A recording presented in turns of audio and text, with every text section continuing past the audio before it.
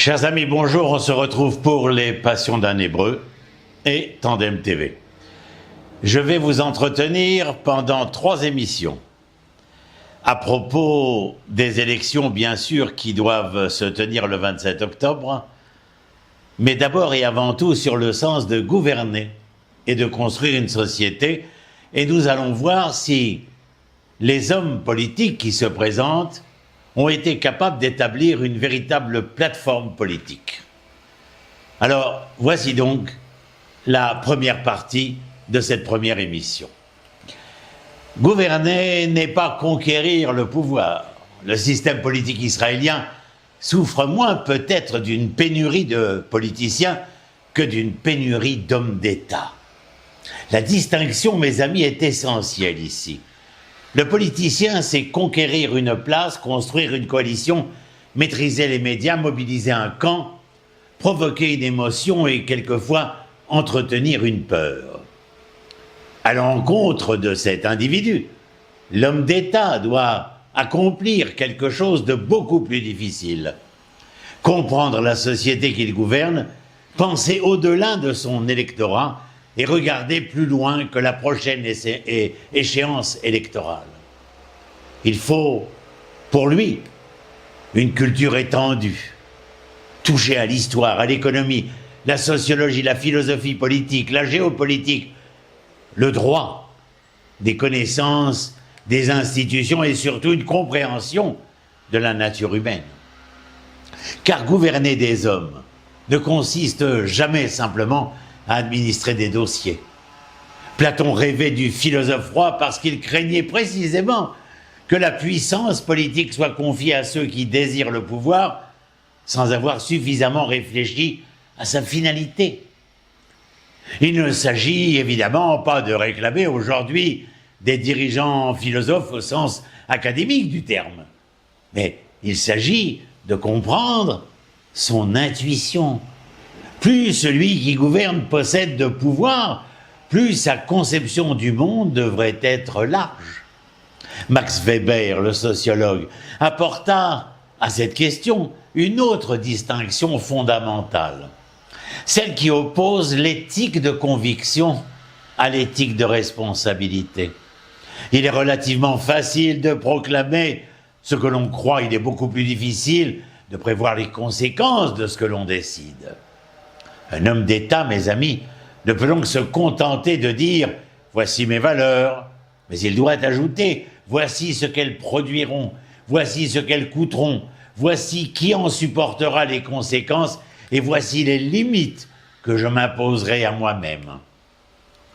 Or, c'est précisément ici qu'apparaît l'une des faiblesses majeures de la politique israélienne contemporaine. Nous entendons constamment parler de souveraineté, de gouvernabilité, d'égalité, de victoire d'unité, de sens de l'État, de judaïsme, de démocratie ou de sécurité. Mais lorsqu'il faut descendre la majesté des concepts vers la banalité parfois cruelle de la vie quotidienne, le silence devient beaucoup plus embarrassant, n'est-ce pas? Comment augmentera-t-on le salaire réel? Comment permettra-t-on à un jeune couple de se loger? Qui paiera davantage d'impôts et qui en paiera moins? Comment préservera-t-on la santé publique? Comment permettra-t-on à l'enfant né dans une ville périphérique ou un quartier défavorisé d'accéder aux mêmes possibilités que celui né dans un milieu privilégié? Comment financerons-nous l'éducation, la recherche, les transports, la sécurité, la protection sociale sans transmettre une dette insupportable à ceux qui viendront après nous?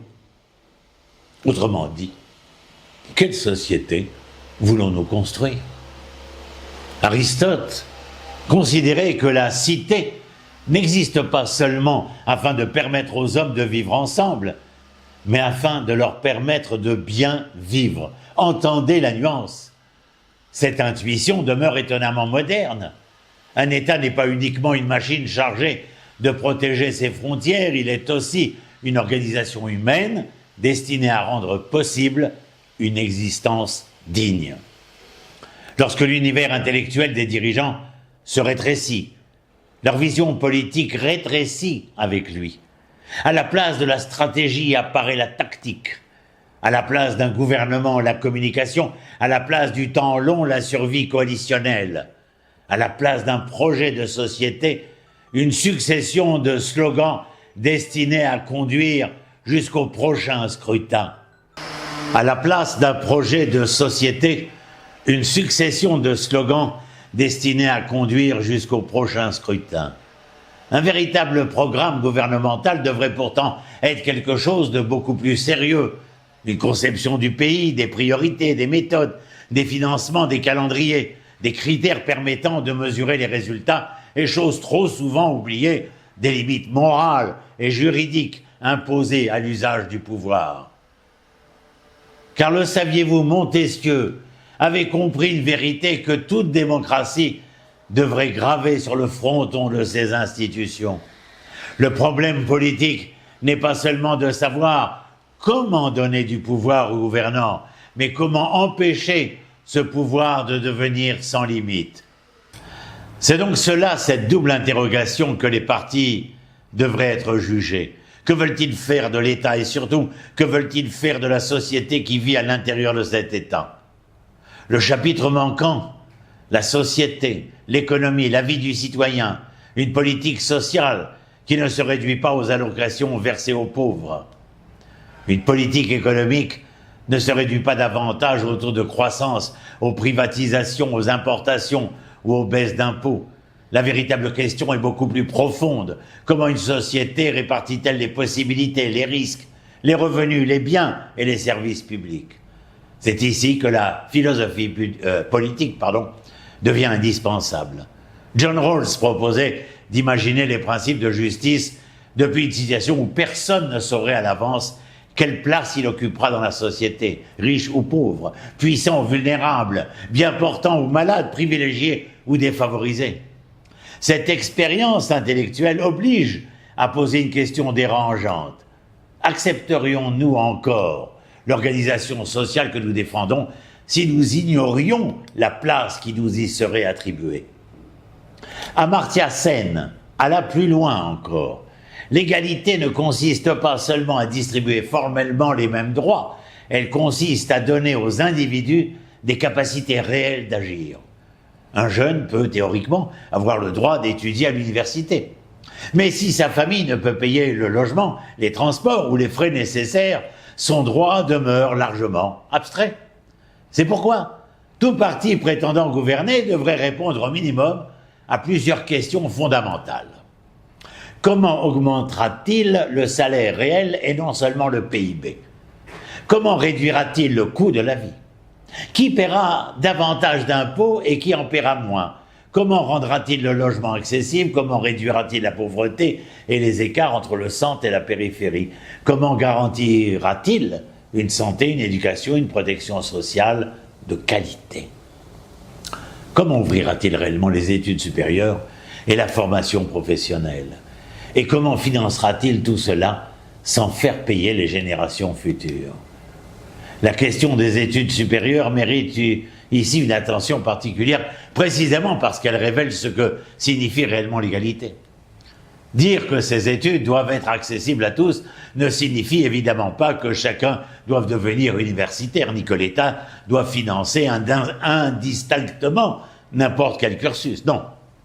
Cela signifie, à mon humble avis, qu'aucun jeune disposant des capacités et du désir d'étudier ne devrait en être empêché uniquement par la pauvreté de sa famille, son lieu de résidence, son origine, son handicap ou les insuffisances de sa formation initiale. Condorcet avait déjà compris que l'instruction constituait l'une des conditions essentielles de la liberté politique.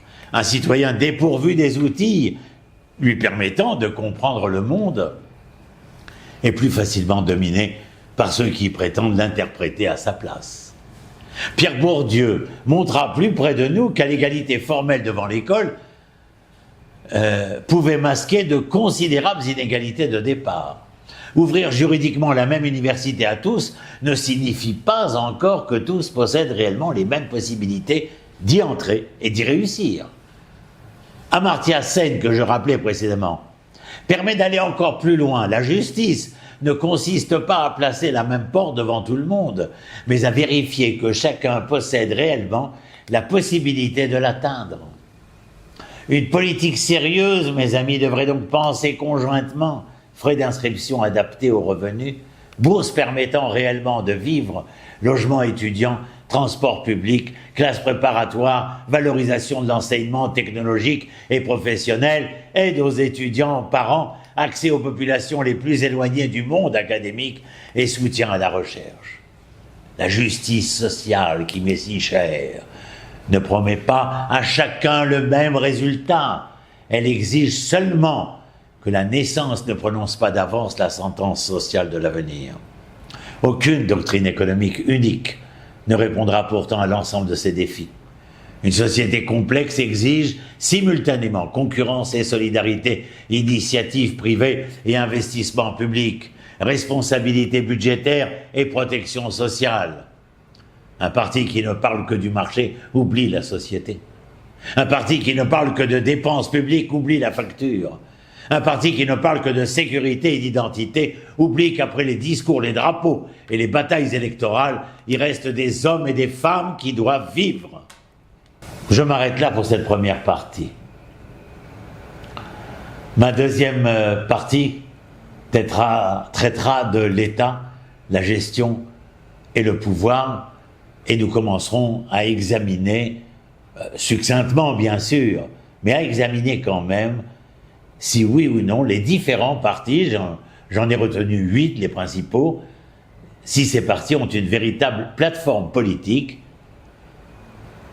en lieu et place de ce que j'ai énoncé dans cette première partie et qui me paraît essentiel à toute plateforme qui se veut ou qui aspire à gouverner, non pas l'État simplement, mais à gouverner avec le peuple, pour le peuple.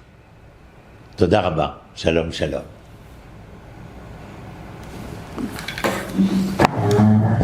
Quelle chaleur, bordel, quelle chaleur.